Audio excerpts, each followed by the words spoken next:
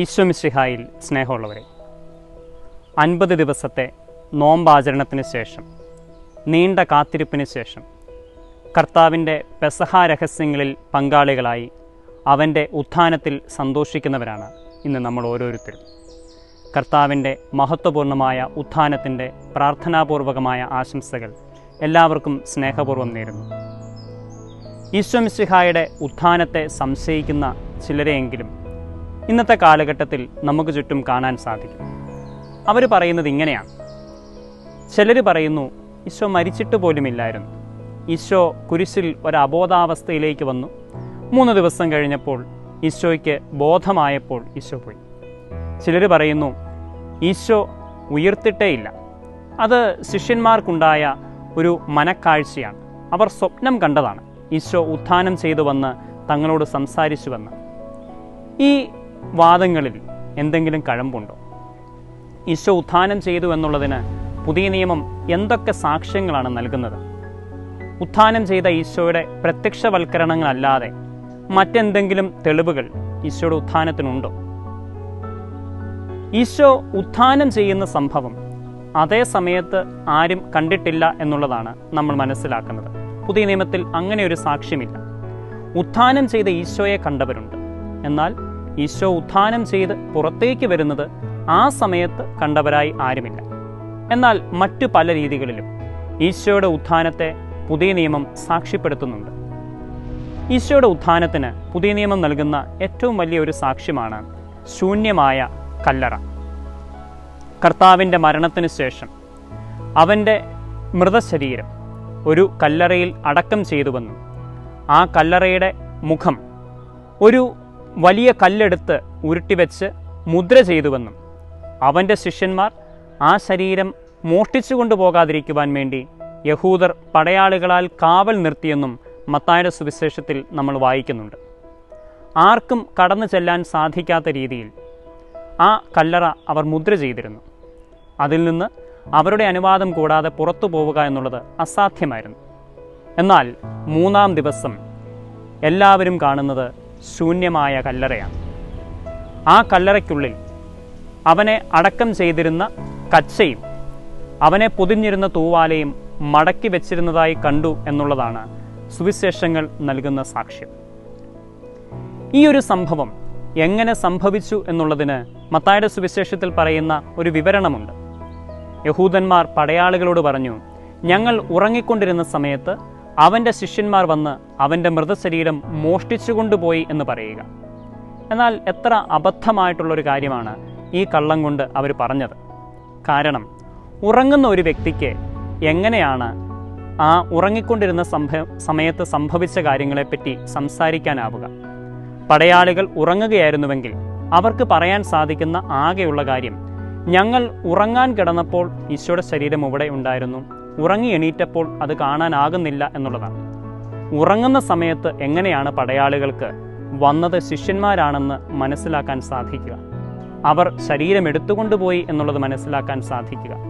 അതുകൊണ്ട് തന്നെ യുക്തിരഹിതമായ ഒരു കള്ളമായിരുന്നു അവർ പറഞ്ഞ ആ ഒരു കള്ളം.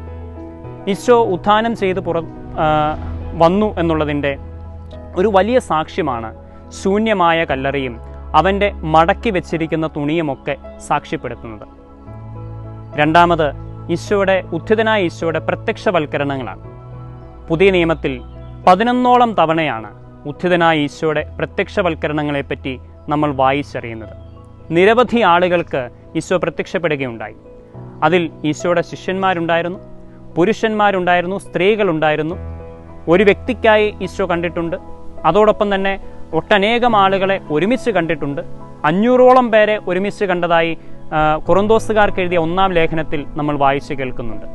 അങ്ങനെ പലവിധം ആളുകൾക്ക് പലതവണ പല രീതിയിൽ ഉത്ഥിതനായ ഈശോ കാണപ്പെടുകയുണ്ടായി.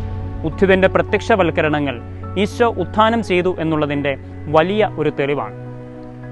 3-ാമതായി ശ്ലീഹന്മാരുടെ സാക്ഷ്യമാണ്. ഈശോ കുരിശിൽ മരിച്ച അതേ സ്ഥലത്ത് തന്നെ ഉത്ഥിതനായ ഈശോയെപ്പറ്റി ശ്ലീഹന്മാർ പ്രഘോഷിക്കുകയുണ്ടായി. എന്നാൽ ആരും അത് എതിർത്തില്ല. അന്ന് അവിടെ ജീവിച്ചിരുന്ന എല്ലാവരും ഈശോ മരിച്ചതിനെപ്പറ്റി കൃത്യമായി അറിഞ്ഞിട്ടുള്ളവരായിരുന്നു. എന്നാൽ അവരാരും ഈശോ ഉത്ഥാനം ചെയ്തു എന്നുള്ള കാര്യം ശ്ലീഹന്മാർ പ്രഘോഷിച്ചു തുടങ്ങിയപ്പോൾ അതിനെ എതിർക്കാൻ പരിശ്രമിച്ചില്ല. അതിന് കാരണം അവിടെ ജീവിച്ചിരുന്നവരെല്ലാം ഈ ഒരു സത്യം അറിഞ്ഞിരുന്നു എന്നുള്ളതാണ്. അല്ലായിരുന്നുവെങ്കിൽ അതേ സമയത്ത് തന്നെ ആ ആളുകൾ അവിടെ പ്രശ്നമുണ്ടാക്കാൻ തുടങ്ങിയേനെ. ഞങ്ങളാരും ഈ ഒരു സംഭവം അറിഞ്ഞിട്ടില്ലല്ലോ എന്നുള്ളത് അവർ ചൂണ്ടിക്കാണിച്ചേനെ. പക്ഷേ അങ്ങനെ ഒരു സംഭവം അവിടെ നടന്നിട്ടില്ല.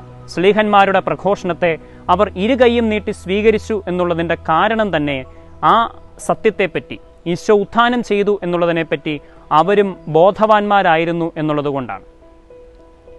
അതോടൊപ്പം തന്നെ മറ്റൊരു കാര്യം, ശ്ലീഹന്മാർ ഈ സത്യത്തിന് വേണ്ടി മരിക്കാൻ തയ്യാറായി എന്നുള്ളതാണ്. ഈശോ ഉത്ഥാനം ചെയ്തില്ലായിരുന്നുവെങ്കിൽ, ഈശോ ഉത്ഥാനം ചെയ്തു എന്ന് പറഞ്ഞ് ലോകത്തിൻ്റെ അതിർത്തികൾ വരെയും പോകുവാനും തങ്ങളുടെ രക്തം ചിന്തി ഈശോയ്ക്ക് വേണ്ടി മരിക്കുവാനും അവർ തയ്യാറാകുമായിരുന്നു. സത്യമല്ലാത്ത ഒരു കാര്യത്തിന് വേണ്ടി ആരാണ് സ്വന്തം ജീവൻ കളയാൻ തയ്യാറാവുക? ശ്ലീഹന്മാർ ഈശോയ്ക്ക് വേണ്ടി സുവിശേഷം പ്രസംഗിക്കുവാനും ഈശോയ്ക്ക് വേണ്ടി മരിക്കുവാനും തയ്യാറായി എന്നുള്ളതും ഈശോ ഉത്ഥാനം ചെയ്തു എന്നുള്ളതിൻ്റെ ഒരു തെളിവായി കണക്കാക്കാവുന്നതാണ്. ഈശോയുടെ ഉത്ഥാനത്തിൻ്റെ മറ്റൊരു തെളിവാണ് ഈശോയെ പറ്റിയുള്ള ശിഷ്യഗണം, ഈശോയെ അനുഗമിക്കുന്നവർ, ക്രിസ്ത്യാനികൾ ആദ്യം വളർന്നു വന്നത് ഈശോ മരിച്ച സ്ഥലത്ത് തന്നെയാണ് എന്നുള്ളതാണ്. ഈശോ ഉത്ഥാനം ചെയ്തിട്ടില്ലായിരുന്നുവെങ്കിൽ എങ്ങനെയാണ് അവൻ മരിച്ച അതേ സ്ഥലത്ത് തന്നെ അവന് പിൻഗാമികൾ ഉണ്ടാവുക?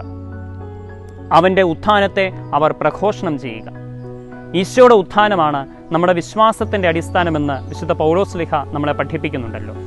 ഈശോ ഉത്ഥാനം ചെയ്തില്ലായിരുന്നുവെങ്കിൽ നമ്മുടെ വിശ്വാസം വ്യർത്ഥമാണ്, ശ്ലീഹന്മാരുടെ പ്രഘോഷണവും വ്യർത്ഥമായേനെ. ഈശോ ഉത്ഥാനം ചെയ്തു എന്നുള്ളത് ഏറ്റവും അടിസ്ഥാനപരമായ വിശ്വാസ സത്യമാണ്. ഉത്ഥിതനായ ഈശോയിൽ സന്തോഷിക്കുന്നവരാണ് നാം ഓരോരുത്തരും. ഈ ഉയിർപ്പ് കാലം മുഴുവനും, ഖ്യന്ത കാലം മുഴുവനും ഉത്ഥിതനായ ഈശോയുടെ മിശിഹാ രഹസ്യത്തെ ധ്യാനിക്കുവാനും ഉത്ഥിതൻ്റെ സന്തോഷത്തിൽ പങ്കുചേരുവാനുമുള്ള കാലഘട്ടമാണ്.